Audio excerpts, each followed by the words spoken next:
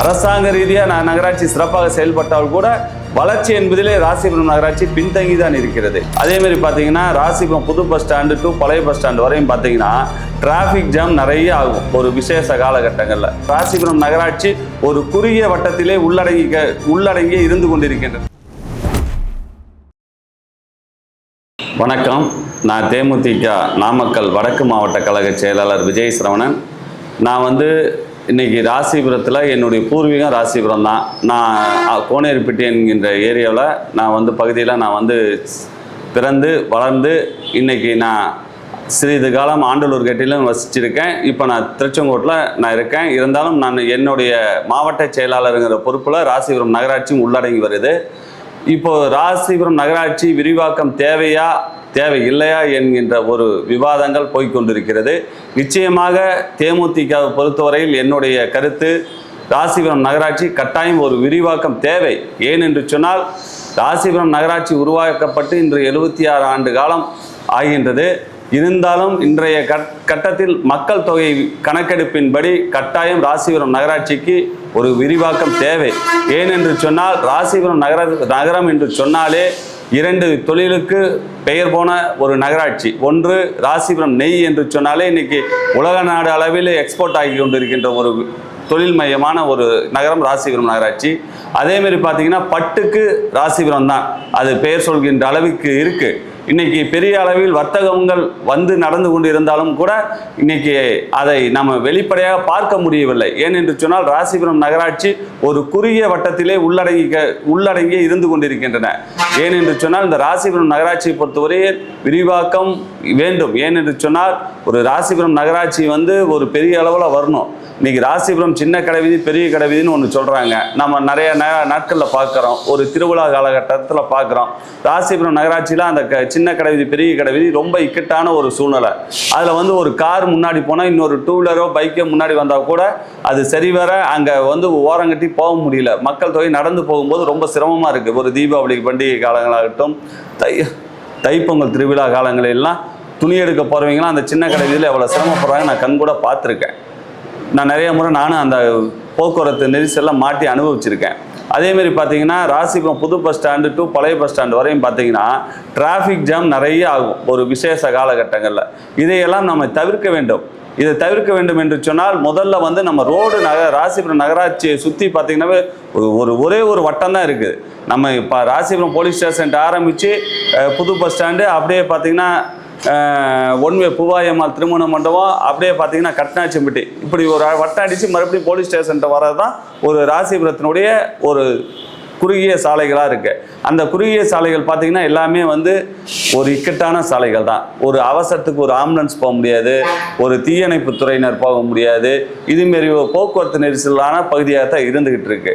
இதில் எல்லாம் இருந்து மக்களை காப்பாற்றணும். ஏனென்று சொன்னால் மக்களுக்கு ஒரு அவசரம்னா அவங்க உடனே சல்லுன்னு ஒரு இடத்துக்கு போகக்கூடிய அளவிற்கு அங்கே போக்குவரத்து நெரிசல் இல்லாமல் இருந்தால் மட்டும்தான் ஒரு உயிரை கூட நம்ம காப்பாற்ற முடியுங்கிற ஒரு சூழ்நிலையில் நம்ம இன்னைக்கு இருந்துகிட்டு இருக்கோம். ஆகையால் ராசிபுரம் நகராட்சி என்பது கட்டாயம் ஒரு விரிவாக்கம் நல்லபடியாக இருக்கணும். இது மக்கள், ஏன்னா இன்னைக்கு இருக்கிற காலகட்டங்களில் மக்கள் தொகை ஜனத்தொகை ரொம்ப அதிகமாக இருந்துகிட்டு இருக்காங்க. இதையெல்லாம் பார்க்கின்ற பொழுது மற்ற நகராட்சிகளை பார்க்கும்போது ராசிபுரம் நகராட்சி உண்மையிலே நான் சொல்கிறேன், அரசாங்க ரீதியாக நகராட்சி சிறப்பாக செயல்பட்டால் கூட வளர்ச்சி என்பதிலே ராசிபுரம் நகராட்சி பின்தங்கி தான் இருக்கிறது. நிச்சயமாக ராசிபுரம் நகராட்சியை பொறுத்தவரையில் ஒரு விரிவாக்கம் தேவை. இதில் எந்த ஒரு மாற்று கருத்தும் கிடையாது.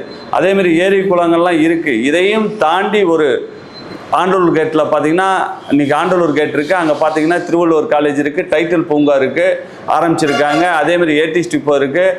அதேமாரி பார்த்தீங்கன்னா ஜிஹெச் அவுட்டர் பைபாஸில் வந்துட்டுருக்கு. இதேமாரி பார்த்தீங்கன்னா சேந்தமங்கலம் பிரிவு ரோட்டில் பார்த்தீங்கன்னா நல்லா அகலப்படுத்தியிருக்காங்க.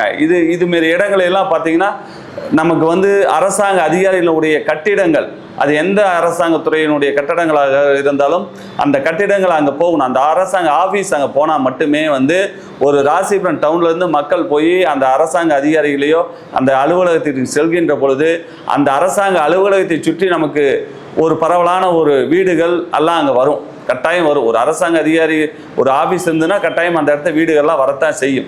அப்போ வருகின்ற பொழுது அந்த நகராட்சி கட்டாயம் ஒரு விரிவாக்கமாக தெரியும். ஆகையால் இந்த நகராட்சி என்பது ஒரு விரிவாக்கப்பட வேண்டும். அதே மாதிரி பார்த்தீர்கள் என்று சொன்னால் சில ஒரு வருடத்திற்கு முன்போ 2 வருடத்திற்கு முன்போ தமிழ்நாடு கவர்மெண்ட் ஒரு திட்டம் கொண்டு வந்தாங்க. அதாவது ராசிபுரம் மட்டுமல்ல, தமிழ்நாடு முழுவதும் சில நகராட்சிகளோடு சில பேரூராட்சிகளை இணைத்து விரிவாக்கம் என்பது ஒரு திட்டம் வரைபடம் எடுத்துக்கொண்டிருக்கிறார்கள். ஒவ்வொரு மாவட்ட ஆட்சியர் அலுவலகத்திலும் இதற்கான பணிகள் துவங்கி அதற்காக அரசு அதிகாரிகள் திட்டவட்டமாக செயல்பட்டு கொண்டிருக்கிறார்கள்.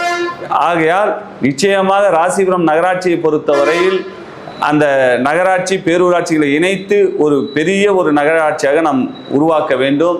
இங்கே பார்த்தீர்கள் என்று சொன்னால் ஒரு நித்திய சுமங்கலி என்கின்ற ஒரு அம்மன் பிரம்மாண்டமான ஒரு கோயில் இருக்குது. அந்த கோயில் திருவிழா நடக்கின்ற போது கூட நமக்கு வந்து அந்த மக்கள் தொகை அதிகமாக வரும்போது கூட்ட நெரிசல் அதிகமாக இருக்குது. இதுமாரி பெருமாள் கோயில் இருக்குது, சிவன் கோயில் இருக்குது. இங்கே எல்லாம் பார்த்தீங்கன்னா ஒரு குறுகிய ஒரு சாலை, ஒரு சின்ன சின்ன சாலைகள், தார் சாலைகள், காங்கிரீட் சாலைகள் தான் இருக்குது. இதுமாரி சாலைகள்லாம் ரொம்ப விரிவாக்கப்படும். ஏன்னா இதெல்லாம் வந்து ஒரு புண்ணிய ஸ்தலமாக ஒரு திருத்தலங்கள் உள்ள ஆலயங்கள். இந்த ஆலயங்களுக்கெல்லாம் நம்ம வந்து அனைத்து வசதிகள் கூடிய தார் சாலைகள், காங்கிரீட் சாலைகள், குடிநீர் வசதிகள் இதுமாரி வைக்க வேண்டும். அதேமாரி பார்த்தீர்கள் என்று சொன்னால் ஒரு அரசாங்க மருத்துவமனை இப்போது அவுட்டரில் கொண்டு வந்திருக்காங்க. இதெல்லாம் வந்து நான் ஆக்கப்பூர்வமாக நான் பாராட்டக்கூடிய ஒரு விஷயம். இந்த அரசாங்க மருத்துவமனை சுற்றி இப்போ வந்து வீடுகள்லாம் வரப்போகுது. இதுமாரி வருகின்ற பொழுது ராசிபுரம் நகராட்சி இன்னும் கொஞ்சம் விரிவாக்கமாக அமையும் என்பதில் எந்த ஒரு மாற்று கருத்தும் கிடையாது. நிச்சயமாக இந்த 3.5 ஆண்டு காலம் நகராட்சி மக்கள் தொகையை பார்த்தீர்கள் என்று சொன்னால் அதிகமாக தான் இருக்காங்க. அதுக்காக நம்ம வந்து மக்கள் தொகை அதிகமாக இருக்காங்கன்னு சொல்லி அவங்க எல்லாம் அவர்களுக்காக கொஞ்சம் ஃப்ரீனஸ் பண்ணி கொடுக்கணும். ஃப்ரீனஸ்னால் அடர்த்தியான வீடுகள்லாம் இருக்கக்கூடாது. கொஞ்சம் ஃப்ரீ அதே வந்து ஒரு கிராமப்புறங்களில் வந்து ஒரு நகராட்சி லிமிட்டுன்னு நீங்கள் சொல்லி அலௌன்ஸ் பண்ணிட்டீங்கன்னா கட்டாயம் அந்த வந்து நகராட்சியில் இருக்குதுன்னு சொல்லிட்டு அங்கே மக்கள் தொகை வந்து வீடு கட்டி ஒரு அப்பார்ட்மெண்ட்டாகவோ ஒரு வீடுகளெல்லாம் கட்டி வருவாங்க. அதுமாரி ஒரு சூழ்நிலை கட்டாயம் வரப்போகுது. நிச்சயமாக ராசிபுரம் நகராட்சி என்பது ஒரு வளர்ச்சியான நகராட்சியாக மாற்ற வேண்டும் என்பதுதான் பொதுமக்களுடைய கோரிக்கை. தேமுதிகவின் கோரிக்கையும் அதுவாகத்தான் இருக்க வேண்டும். நிச்சயமாக ராசிபுரம் நகராட்சி விரிவாக்கம் என்பது கட்டாயம் வேண்டும். இதில் எந்த ஒரு மாற்று கருத்தும் இல்லை. விரிவாக்க வேண்டும் என்று விடைபெறுகிறேன்.